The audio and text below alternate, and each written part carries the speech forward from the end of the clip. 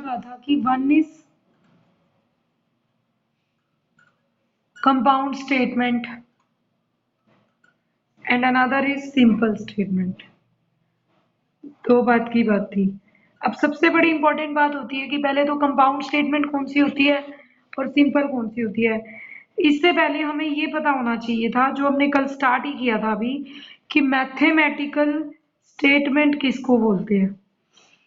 वो statement mathematical statement कहलाती है जिसमें आप आंसर जिसका ट्रू और फॉल्स में दे सकते हो।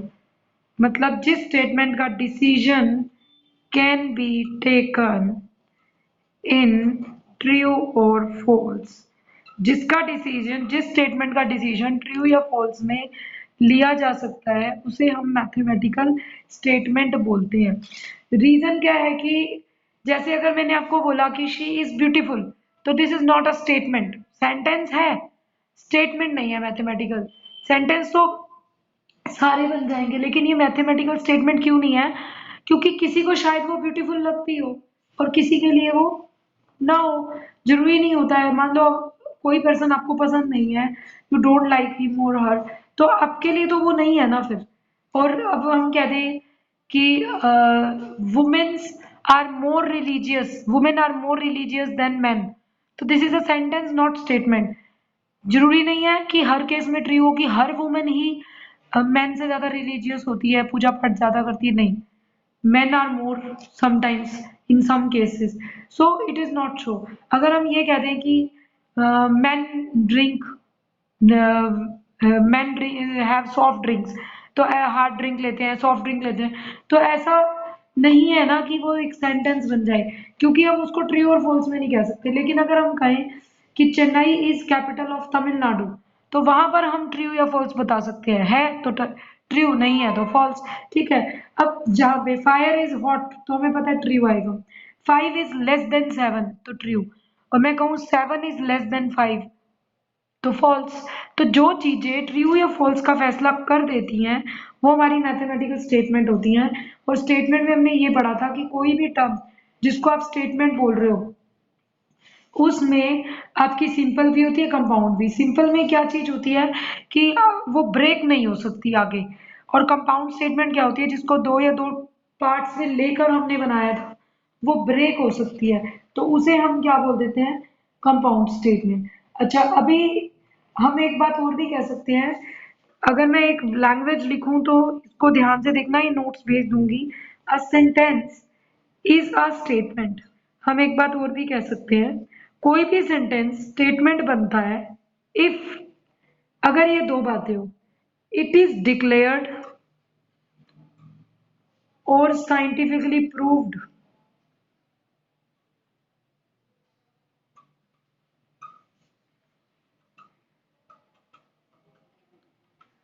To be true. अगर ये डिक्लेयर है या साइंटिफिकली प्रूव्ड है टू बी ट्रू, तो हमारे पास क्या होगा, ये सेंटेंस एक स्टेटमेंट होगी। सेकेंड पार्ट में देखूं तो मैं इसमें एक बात और भी कह सकती हूँ, मतलब जरूरी नहीं है ट्रू, या फिर ऐसा हो कि इट इज डिक्लेयर्ड और scientifically proved to be false. मतलब दोनों बातों में से एक बात जरूर होगी, तो सेंटेंस एक स्टेटमेंट बन जाएगी।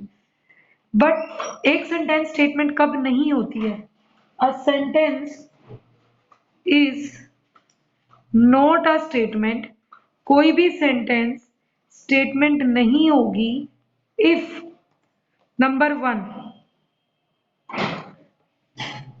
It is true for some people, कुछ लोगों के लिए वो ट्रू है।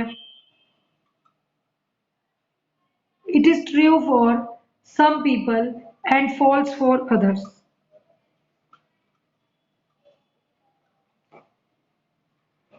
वो कुछ लोगों के लिए ट्रू है, और कुछ लोगों के लिए अगर कोई स्टेटमेंट फॉल्स हो जाती है तो हम उसे स्टेटमेंट नहीं कहते। कोई सेंटेंस कुछ लोगों के लिए तो वो सही है बात, कुछ लोगों के लिए वो गलत है। ठीक है। दूसरी बात, एक सेंटेंस कब स्टेटमेंट नहीं होगा, if it is an order. अगर आपने किसी को कुछ ऑर्डर दिया है, ठीक है, रिक्वेस्ट की है, it is an order, request, question किया है, ठीक है, या हम यूं कह दें किसी को एक्सक्लामेशन मीन्स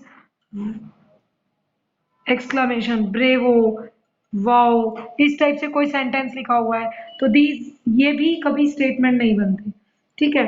और थर्ड ऐसा भी हो सकता है if it is if it is not known that which person, जब आपको ये ना पता चले which person or place or time is referred to, जब आपको यही नहीं पता चल रहा कौन सा पर्सन किस प्लेस किस टाइम पर रेफर्ड हो रहा है पर्टिकुलरली, तो इन द सेंटेंस, अगर सेंटेंस में इस टाइप से ना पता चले तो भी हम इसको ये नहीं कहेंगे कि ये एक स्टेटमेंट है, ठीक है। तो इस चीज के लिए ये आपकी सेंटेंस स्टेटमेंट कब बनता है और सेंटेंस स्टेटमेंट कब नहीं बनता है, ठीक है। अब जैसे मैं बोलूं tomorrow is a Friday, example इसके लिए दे रही हूँ, जो लास्ट पॉइंट लिखा है ना इसका एग्जाम्पल है, टुमारो इज अ फ्राइडे। अब आप कैसे बताओगे ट्रू या फॉल्स? मैंने आपको ये तो बताया ही नहीं आज क्या है, ये सेंटेंस किसने लिखा, कब लिखा। अगर उसने वेनसडे को लिख रहा है कि टुमारो इज फ्राइडे तो ये फॉल्स होगा, और अगर वो थर्सडे को लिख रहा है कि टुमारो इज फ्राइडे तो ट्रू होगा। तो हमें ये तो नहीं पता ना किसने कब ये बात कही, टाइम नहीं पता हमें, तो टुमारो इज अ फ्राइडे क्या आएगा, it is not a statement. क्यों नहीं है? Because it does not tell about time.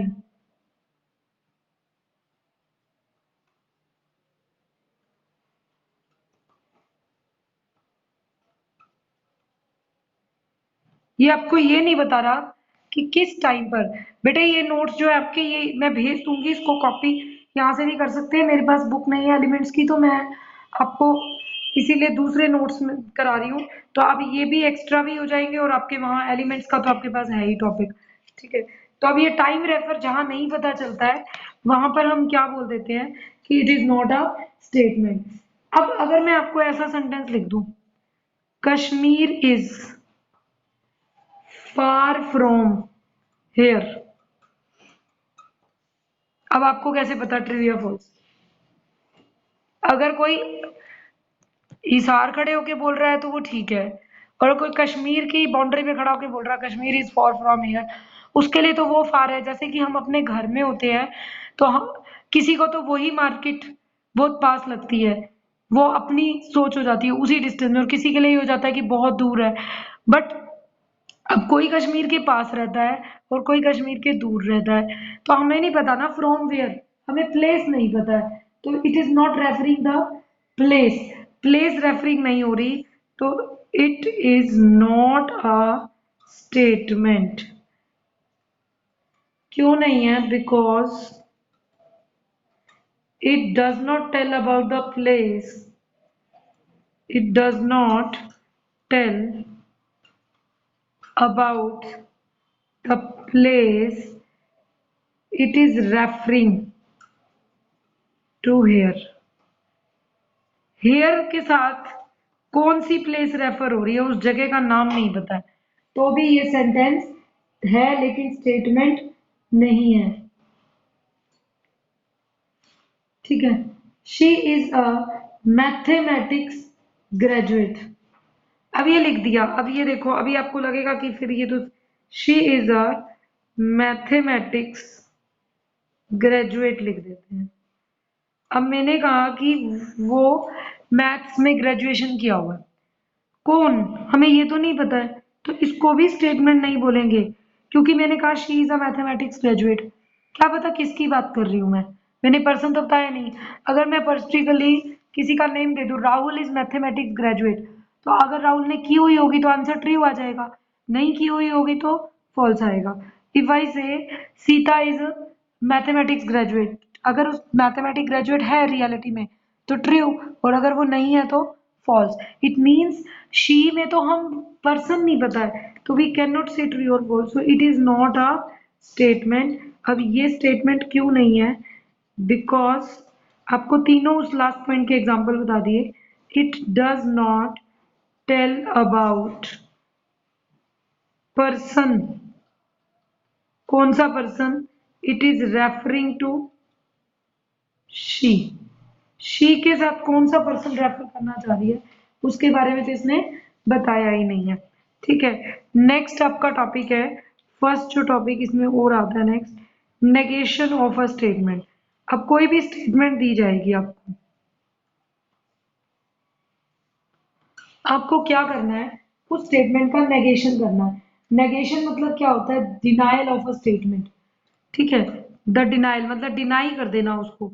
Denial of a statement is called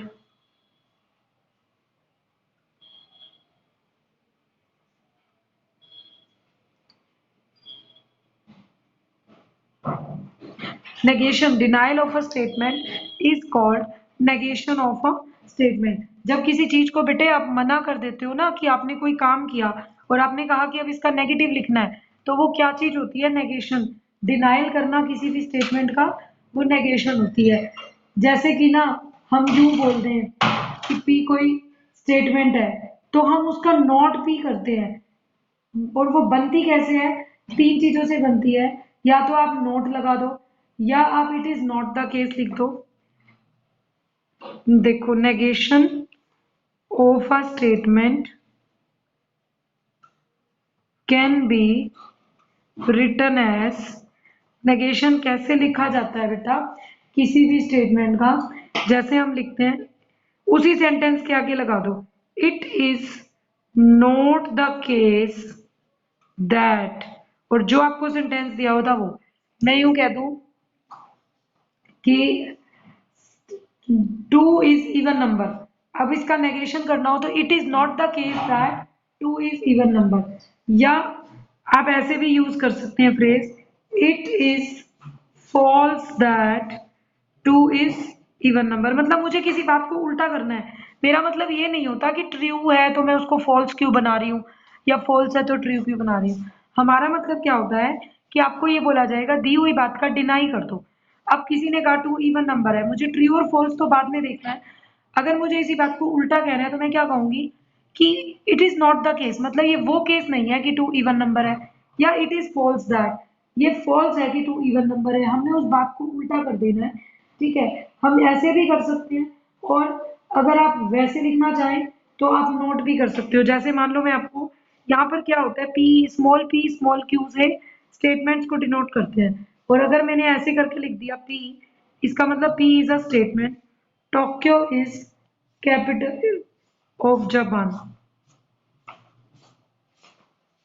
अब नोट पी ये साइन होता है, किससे डिनोट करते हैं? इसको बोलते हैं नोट पी।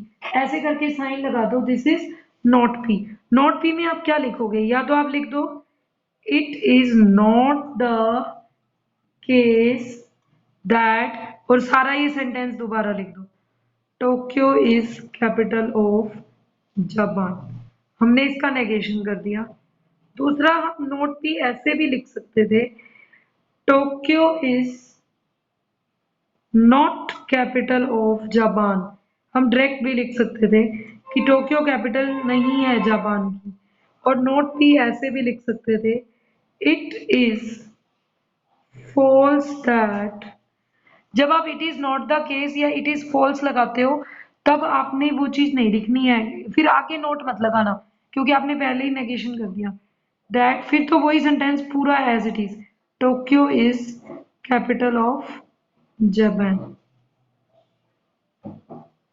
अब ट्रुथ वैल्यू का क्या मतलब है, इसकी एक टेबल भी सीखो। हम बनाते होते हैं ट्रुथ वैल्यूज। ट्रुथ वैल्यूज की टेबल्स कैसे बनती हैं?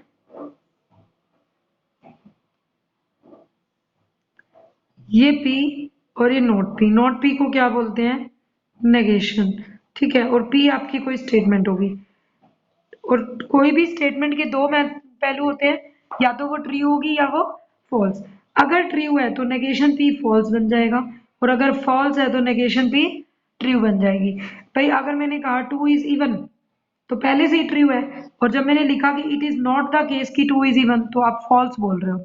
ठीक है, आपने उसका उल्टा कर दिया।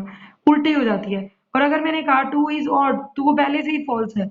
और अगर अब मैंने लिखा it is not the case that two is odd तो मैं सही बोल रही हूँ अब कि हाँ टू ऑड नहीं होता है, तो वो ट्रू बन जाएगा। तो आपको ऐसे ही क्वेश्चन सॉल्व करने हैं कि आप केस लिखकर बताएंगे कि वो इवन आ रहा है या ऑड आ रहा है। ठीक है, नेक्स्ट देखिए। नेक्स्ट आपके पास है बेटा, अगर हमारे पास नेगेशन पढ़ने के बाद नेक्स्ट आपकी टर्म बनती है क्वांटिफाइज क्या होता है। उससे पहले मैं आपको एक तो एग्जांपल करा दूं।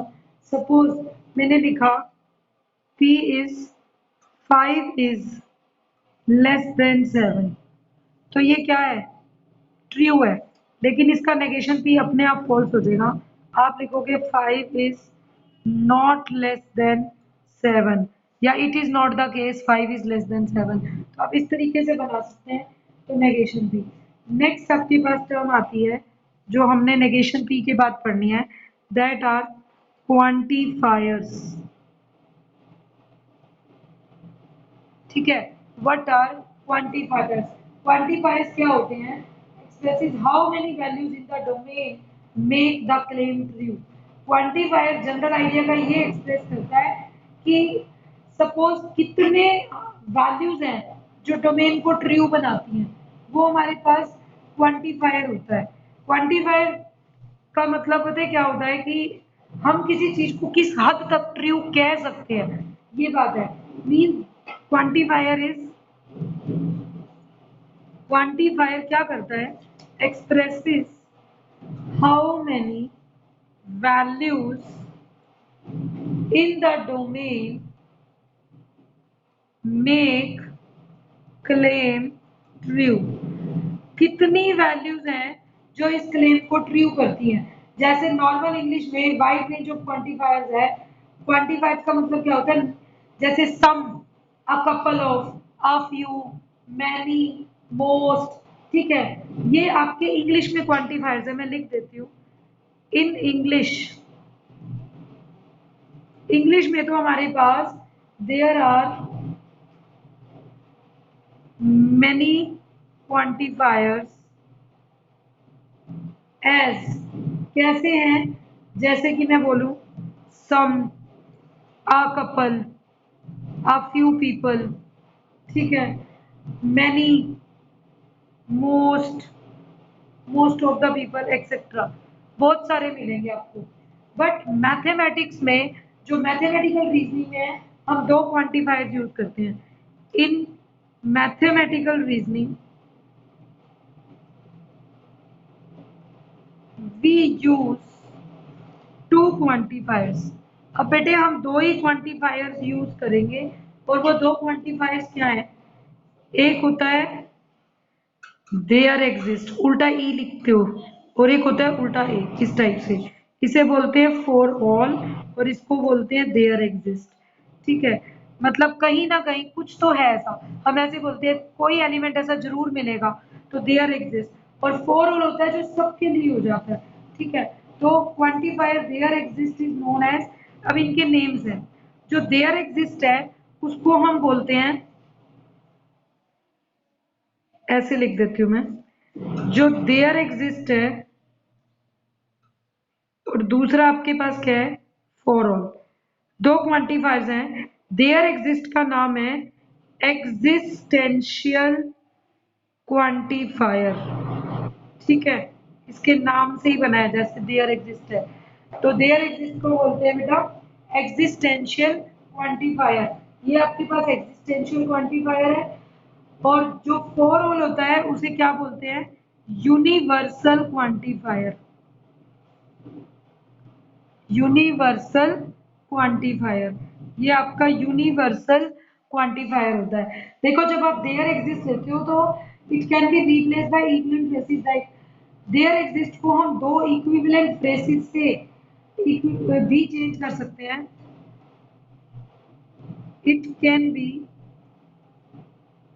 रिप्लेस्ड बाय, क्या क्या लिख सकते हैं, देयर एग्जिस्ट एटलीस्ट वंस, हम ऐसा भी लिख सकते हैं, देयर एग्जिस्ट एटलीस्ट वन। और हम ये भी दे सकते हैं देयर इज एटलीस्ट वन, मतलब एग्जिस्ट वर्ड ना भी लगाओ तो देयर इज एटलीस्ट वन, इसका मतलब कहीं ना कहीं कुछ एक एलिमेंट और मिलेगा ऐसा। या हम ऐसे भी लिख देते हैं शॉर्ट में देयर इज, मतलब कई बार कुछ ना हो देयर इज एक्स, मतलब कोई ऐसा एक्स एग्जिस्ट करता है। शॉर्ट फॉर्म है इसकी चेंज की हुई। आप वैसे देयर एग्जिस्ट लगाओ तो उल्टा ई ही लिखते हैं। जैसे हम यूं कह दे पी, पी एक स्टेटमेंट है, there exist there exist triangle whose all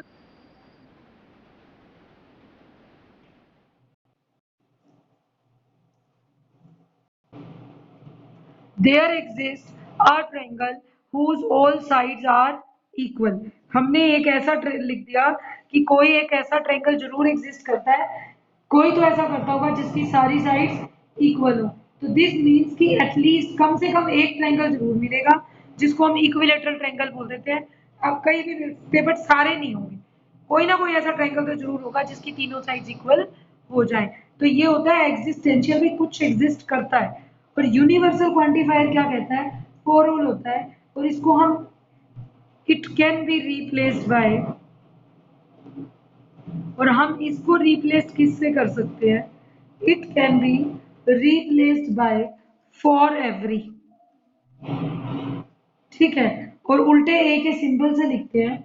जैसे हम यू लिख दें Q, for every x belonging to R we have x square is positive।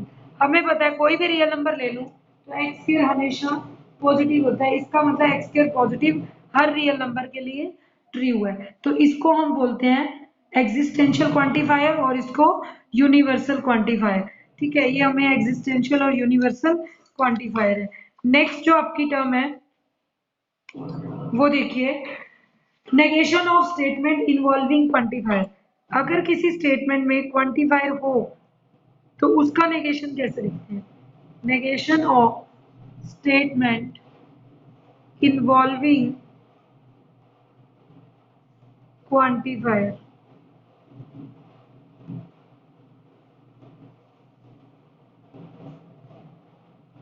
आपकी स्टेटमेंट जिसके अंदर क्वांटिफायर हो तो उसको कैसे करते हैं। सपोज पहला केस क्या है, क्वांटिफायर देयर एग्जिस्ट अगर हो तो, अगर मुझे इसका नेगेशन करना हो, लेट पी मेरे पास एक स्टेटमेंट है, मैंने कहा there exist X in A we have, कोई भी स्टेटमेंट, मतलब मुझे नहीं पता इस टाइप से होगा कि कोई एक्स ऐसा है सच दैट कि ना, मैंने कह दिया एक्स इज इवन या एक्स इज ऑड, कुछ इस टाइप से कोई भी स्टेटमेंट मिल सकती है। मैं सिर्फ नेगेशन लिखना सिखा रही हूँ। तो अब यहाँ पर देखें तो हम एक इसको बोलेंगे डोमेन, और पी एक्स क्या होगी आपकी कोई भी स्टेटमेंट। यहाँ पर here A is domain of X, जो आपका एक्स कहाँ से लेना है, एंड पी एक्स क्या चीज है, इज स्टेटमेंट। हमारे पास कोई पी एक्स स्टेटमेंट है। अब जब मुझे नेगेशन ऑफ पी लिखना है तो हम क्या लिखेंगे,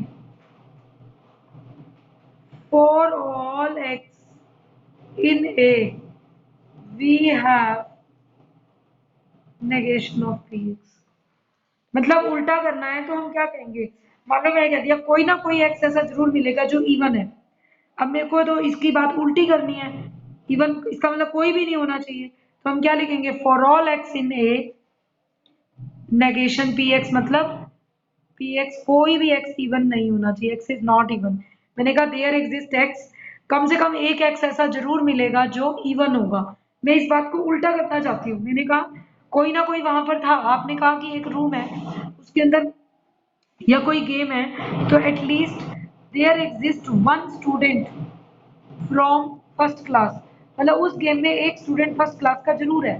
मैं इस बात को उल्टा करना चाहती हूँ। मैंने कहा गेम करा रहे हैं लेकिन फर्स्ट क्लास का बच्चा तो लेंगे ही नहीं हम उसमें। ठीक है, तो हमें क्या लिखना चाहिए, for all X in A कोई भी student, there is no student of first class. तो मैंने उस स्टेटमेंट का उल्टा कर देना है, देयर एग्जिस्ट फॉर में बदल जाएगी फॉर ऑल। मतलब वहां तो हम क्या कह रहे थे, कोई एक ऐसा जरूर मिलेगा कि ये बात होगी, और अब मैं क्या चाहती हूँ उस बात को उल्टा करने की, वहां कोई भी ना मिले ऐसा, तो हम क्या लिखेंगे, फॉर ऑल एक्स इन ए, सभी के लिए वो बात उल्टी हो जाए, तो फिर तो कोई भी ट्रू नहीं कर पाएगा। तो that is a existential quantifier का नेगेशन लिखने का तरीका। सेकंड, अगर आपके पास क्वांटिफायर फॉर ऑल हो,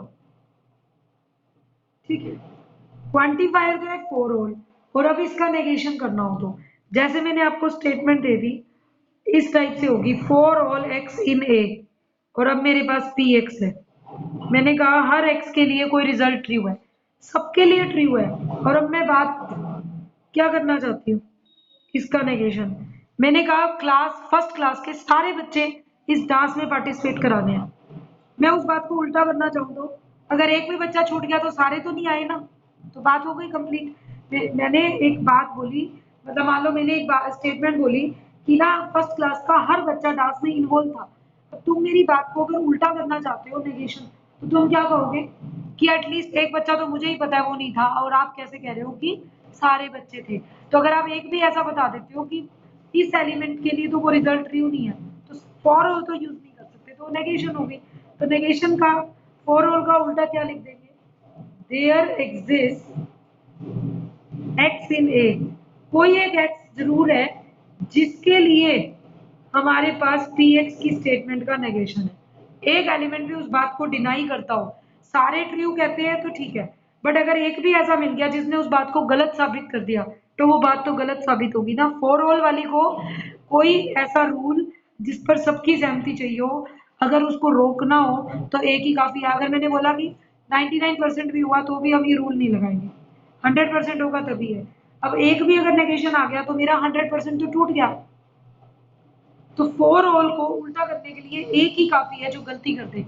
पूरी क्लास गुड है, एक स्टूडेंट गलत कर दे तो सारी क्लास उस चीज के लिए ब्लेम की जाती है।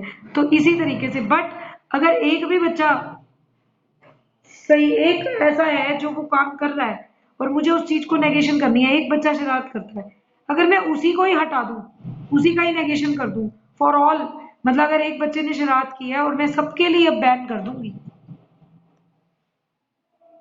ठीक है, अगर किसी एक बच्चे ने शरारत करी तो मैंने वाटर ब्रेक सपोज सारी क्लास का बंद कर दिया, तो इट मीन्स क्या हुआ कि पनिशमेंट देयर एग्जिस्ट, एक था ऐसा कोई ना कोई क्लास में, लेकिन वो रूल सबके लिए फॉर ऑल हो गया कि अब कोई भी नहीं जाएगा बाहर, ठीक है।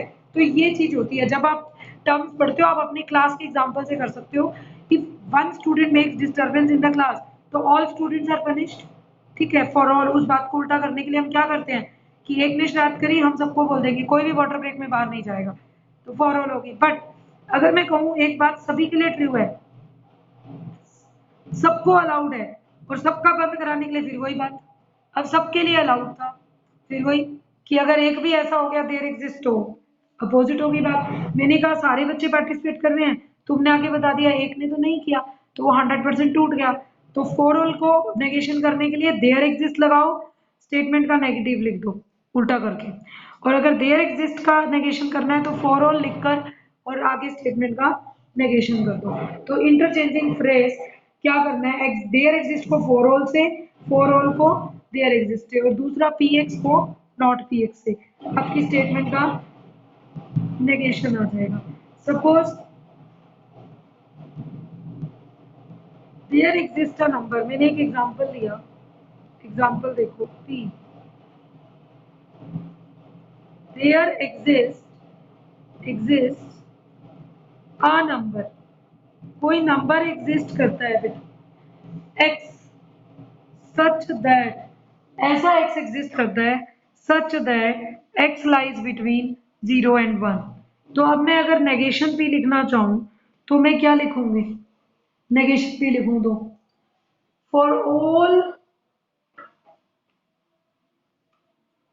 हम क्या कर देंगे, फॉर ऑल नंबर्स एक्स, सारे नंबर तो ले लिए एक्स सच दैट, अब मुझे क्या करना चाहिए, ये कह रहा है x 0 और 1 के बीच में हो, और अब मैं क्या लिख दूंगी, x does not belongs to 0 1, कोई भी x इस 0 1 के नहीं, सारे नंबर 0 1 के बीच में नहीं है, तो स्टेटमेंट का नेगेशन हो गया। मैंने कहा p there exist a complex number, there exist there exist a complex number which is not a real number. ये कहता है ऐसा कॉम्प्लेक्स नंबर होगा जो रियल नंबर नहीं बनेगा। ठीक है, अब हम क्या लिखेंगे कि कोई एक ऐसा जरूर है जो रियल नंबर है। हम लिख देंगे इसका negation, for all numbers complex numbers x, for all complex numbers x is a real number। Note का उल्टा रियल, मतलब उस बात को उल्टा कर दो, x is a real number। हम क्या कह रहे हैं, वो कह रहा है कि कोई ना कोई एक ऐसा जरूर मिलेगा कि रियल ना हो। उस बात का उल्टा क्या करूं, सारे x जो मिलेंगे कॉम्प्लेक्स वो सारे रियल भी होंगे। हमने उसको रियल नंबर कर दिया, हमने तो उसकी बात को उल्टा करना है बस। तो नेगेशन p हो गया। अगर फॉर ऐसा आ जाए एग्जाम्पल, ये एग्जाम्पल 1 है, ये एग्जाम्पल 2 है, example 3, for every real number x square is greater than x। मैंने लिख दिया हर रियल नंबर के लिए x स्क्वायर x से ग्रेटर है। तो नेगेशन p बताओ, अगर ये p है तो। अब फॉर एवरी रियल है तो हम उल्टा there exist, for every for all हो तो उसका उल्टा कोई ना कोई अब एक है। वो सारे की बात कर रहे हैं, हम एक की, एटलीस्ट एक तो जरूर मिले। There exist a real number x such that x square is less than equal to x। x square क्या हो जाए, ग्रेटर का opposite less than equal to लिख दिया। ठीक है, तो इस टाइप से आप नंबर्स को बना सकते हैं, for all, for every, all. देखो जैसे कि आपने ये ले लिया, मैं बोलूं आपको एक example, all triangles are not equilateral. मैंने ले लिया all triangles are not equilateral, सभी ट्रायंगल्स इक्विलेटरल नहीं होते। तो नेगेशन पी में क्या लिखोगे, देयर एग्जिस्ट, ये कह रहा है कि सारे ट्रायंगल इक्विलेटरल नहीं होते, तो कोई ना कोई तो होता होगा, उल्टा करना है तो there exist a triangle which is, अब नॉट हटा दोगे, इक्विलेटरल, इस बात का उल्टा करना है, which is equilateral. Fourth example है। फिफ्थ एग्जांपल देखो, अगर मैं कहूं every one in Germany speaks German, मेरे को इसकी बात को गलत साबित करना है। क्या होगा, हर कोई ये कहता है जर्मनी में जर्मन बोलता है। अगर मुझे इस बात को उल्टा करना हो तो कोई पर्सन तो ऐसे एग्जिस्ट करते होंगे जो जर्मनी ना बोलते होंगे, जर्मन। तो हम क्या लिख देंगे, there exist a person in Germany, कोई ना कोई पर्सन जर्मनी में जरूर है जो, इसने तो कहा स्पीक्स करता है, हम कहेंगे who does not speak German. एक पर्सन तो जरूर ऐसा मिलेगा जो जर्मन नहीं बोलता है। तो इट मीन्स आपने नेगेशन कर दिया इस स्टेटमेंट का। तो आप इस टाइप से नेगेशन कर सकते हैं। जो आज के लिए इतना टॉपिक सफिशिएंट है, कल हम करेंगे बेटा कंपाउंड स्टेटमेंट का टॉपिक।